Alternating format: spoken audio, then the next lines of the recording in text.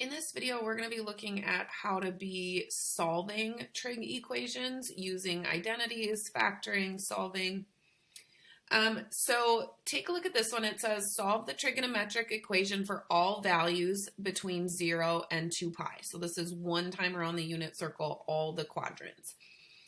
So we're going to isolate the sine function first so we can get inside of here to figure out x. So we're going to divide both sides by 2. So we'll end up with sine of x is equal to square root 3 over 2.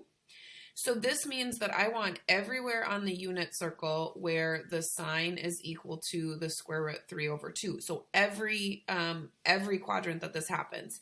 So this is a positive sign, okay? And so remember that sine is represented by the y value, okay? So sine is the y coordinate.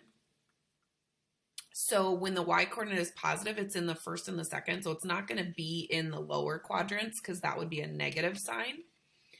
So then think about in your first quadrant, when is sine equal to square root 3 over 2?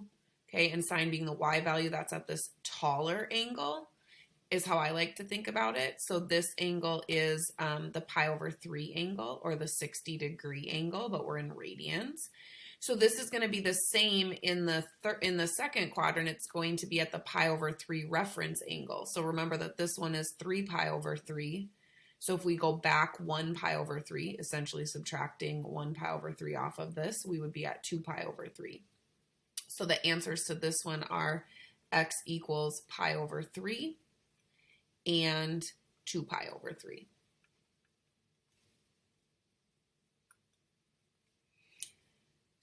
So again, isolate the function. So we'll divide by the square root 2 to both sides. And so we get cosecant of x equals 2 over root 2.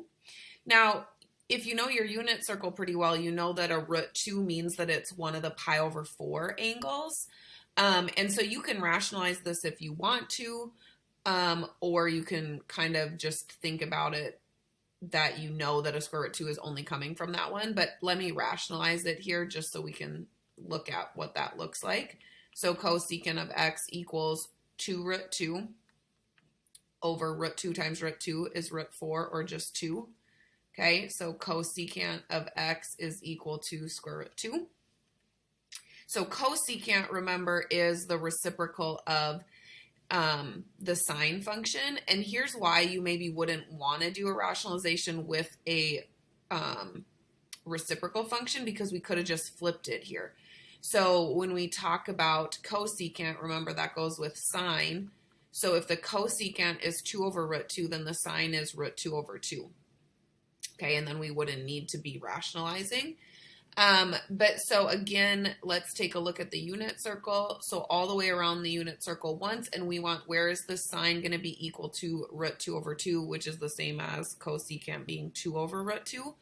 So again, this is positive sine, okay, and sine is the y value, so it's not, we're not looking at the third and fourth quadrant here, we're only looking at first and second.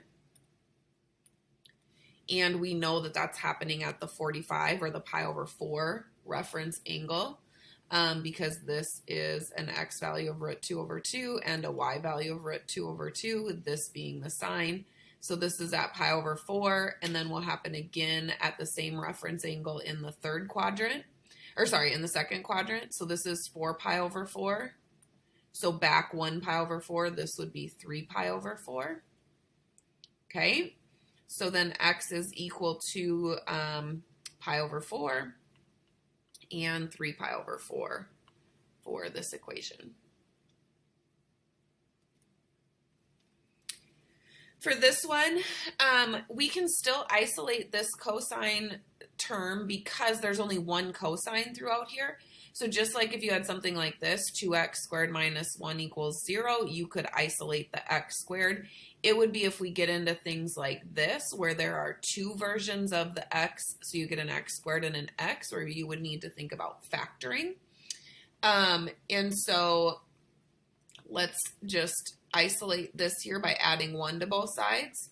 So we get 2 cosine squared of x equals 1. Divide by 2. So you get cosine squared of x equals 1/2.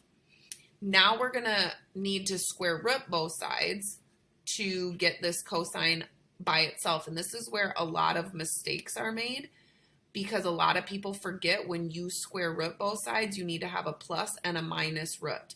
Okay, so we're going to have plus or minus root 1 over root 2, root 1 being just 1. So the square root of 1 is just 1. Okay, and then if we were to rationalize this, remember that this is the same as root 2 over 2. And we want where cosine is positive or negative. So now when we go to look at our unit circle, and we're looking at from 0 to 2 pi, like this said, now we're looking in the whole unit circle for where cosine is equal to root 2 over 2. And we know that cosine is equal to root 2 over 2 at the pi over 4 reference angles. Okay, and so cosine is the x coordinate, so it's positive in the first, okay, and then it's positive in the fourth. So this is where cosine is equal to root 2 over 2. Okay, because this would be root 2 over 2, root 2 over 2. This one would be root 2 over 2 and negative root 2 over 2. And remember, we're looking at the cosine. Okay, so both of those ones are going to be valid for this, or going to be solutions. And so are these two, because these two are the ones where cosine is negative, and we want either positive or negative in this case. Okay, so this is going to be negative root 2 over 2, root 2 over 2. And this one is going to be negative root 2 over 2, negative root 2 over 2. And the cosine is the x coordinate. So at all of these angles here, cosine is equal to either positive root 2 over 2 or negative root 2 over 2. And these angles are pi over 4. Remember, this one is 4 pi over 4. So 1 before is 3 pi over 4. 1 after is 5 pi over 4. 2 pi would be 8 pi over 4. So 1 before that would be 7 pi over 4. So the answers to this one are pi over 4, 3 pi over 4, 5 pi over 4, and 7 pi over 4, since we had the positive or the negative solution in this one. All right, so then this one switches to asking us in degrees, and it asks us to come to the nearest tenth of a degree for our solution. So taking a look here, we've got two cosines. We've got sine, cosine, plus cosine. So we're going to factor a cosine out because we've got that common factor. So when we factor a cosine out here, we'll be left with just sine. When we factor a cosine out here, we'll be left with 1. So now we've factored, so we'll be able to split both factors up and set them equal to 0. And then solve. So this one's already got cosine by itself. So this one I'm going to subtract 1 from both sides to get sine of x equals negative 1. So now we want the solutions from 0 to 360, okay, which is once around the unit circle, where cosine is equal to 0. So remember, cosine is the x coordinate. So we want when the x coordinate is 0. Okay, so that would be at 0, 1, and at 0, negative 1. So in degrees, this angle up here is 90 degrees. This one here is 270 degrees. So those are going to be our two solutions for this portion.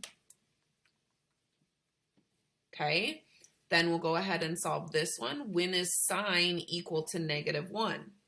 Okay, remember, sine is the y coordinate.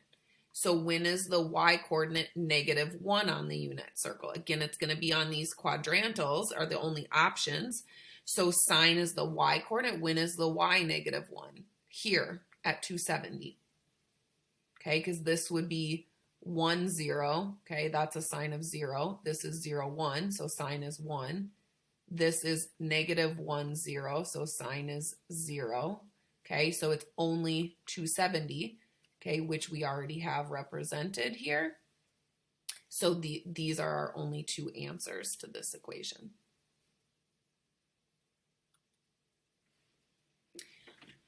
With this one, recognize that you're working with functions, so you can't divide by tangent, okay? You can't go like this and divide by tan. we're not allowed to divide by functions or variables because then we lose solutions, okay? So you don't want to do that. You want to get all of the functions over to the same side, okay? So bring everything over. So we have 3 sine of x tangent x, and then we're going to subtract the tan x to both sides. So we're going to subtract tan x to bring it over so that then we can factor the tangent out so we don't lose those solutions. So we'll be left with 3 sine x from this first one and then minus 1. Then we'll be able to split this and solve. Okay, so this one already has tangent isolated, so I'm going to isolate the sine here by adding 1 to both sides and then dividing by 3. All right, so I'm going to start with this tangent of x equaling 0 because this will actually be on our unit circle. This one's not going to be, so we're going to need to talk about that. So when is tangent equal to 0? So remember that tangent is your y-coordinate divided by your x-coordinate. So in order to get this to equal 0, that means the y needs to be 0. Okay, if the y is 0, 0 divided by x is going to be 0. So when is the y-coordinate 0? Okay, well the y-coordinate is 0 here because this ordered pair is 1, 0. And then the y-coordinate is 0 here. This ordered pair is negative 1, 0. Okay, so these two values are solutions over here.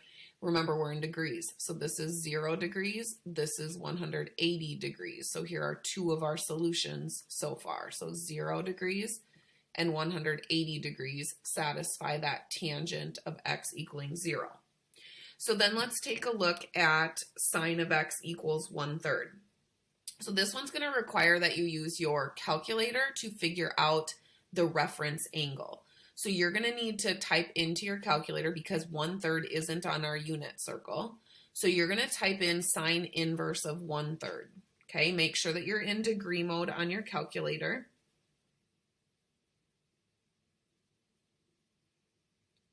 And then figure out the sine inverse of that. And so we will get that is 19.47. This one wants to the nearest tenth, so we'll do 19.5 degrees. So what that's telling us is that at this angle right here, at 19.5 degrees, the sine is equal to 1/3. So we want everywhere on this unit circle, okay? So we can add this into our solution because we know that this is a solution, 19.5 degrees. But now that's not the only place on the unit circle that sine is positive 1/3 because sine is also positive in the third quadrant. So we would want to do this same reference angle here, okay? So this angle right here is going to be the same, 19.5. So what is this angle? So remember, this would be 180 back 19.5 degrees. So we'll subtract 19.5 from 180 to figure out this angle right here of 160.5. Okay, so then 160.5 would also be a valid solution there. And you can, once you've figured out the angle that you think it is, you can type in sine of 160.5 into your calculator and check your work. So that should give you back 0.33333 essentially. Okay, and then you'd know that you did that reference angle correctly. Now, if we needed plus or minus 1/3, we would do that in all the quadrants. Okay, so if this happened to be plus or minus 1/3, then we would also do the reference angle here, which would be another 19.5, but it would be, we would add on to the 180 because we would be past the 180, and then we would do it here, okay, and we would think of this as 360 back 19.5, so subtracting it if we needed all 4 quadrants. Instead, we just needed where the sine is positive, which is the y-coordinates, which is the first and second quadrant. All right, so let's do one more of those. So let's add this 7 sine x to both sides, again, because we can't divide by functions. So we want to get them all to the same side so that we can factor. So we get cosine of x, sine of x, and then plus this 7 sine x equals 0. So now we can factor a sine x out of here. Okay, so we factored a sine x out, left with cosine, factored the sine x out, left with 7. So then we get sine x equals 0, and then cosine x plus 7 equals 0. So we'll solve here. So cosine of x equals -7. Now, if you remember in graphing cosine functions, okay, cosine of x, okay, it doesn't look like that. It starts here. Okay, but if you remember, the highest value that cosine can be is 1. The lowest value that cosine can be is -1. So where is cosine going to equal -7? Never. Okay, cosine of x has to oscillate between 1 and -1. So this has no solution. It's extraneous. Okay, so then we just have to look for where sine is equal to 0 on the unit circle. Okay, so where is sine equal to 0? Again, sine is the y-coordinate. So we're looking for where the y-coordinate is 0 on the unit circle. So that's at this point, 1, 0, and at this point, -1, 0. We are in degrees, so we would call this 0 degrees and this 180 degrees. So x equals 0 degrees and 180 degrees are the only solutions to this. Now, if you recognize that -7 is not a number that we see on the unit circle, it's not 1/2, it's not square root 3 over 2, it's not square root 2 over 2, it's not -1 or 0. Okay, if you noticed that if you went to go type this into your calculator would tell you that that's undefined, okay, saying that this can never happen. So if you were to type this in your calculator, it would also tell you this doesn't work, okay, it would be undefined.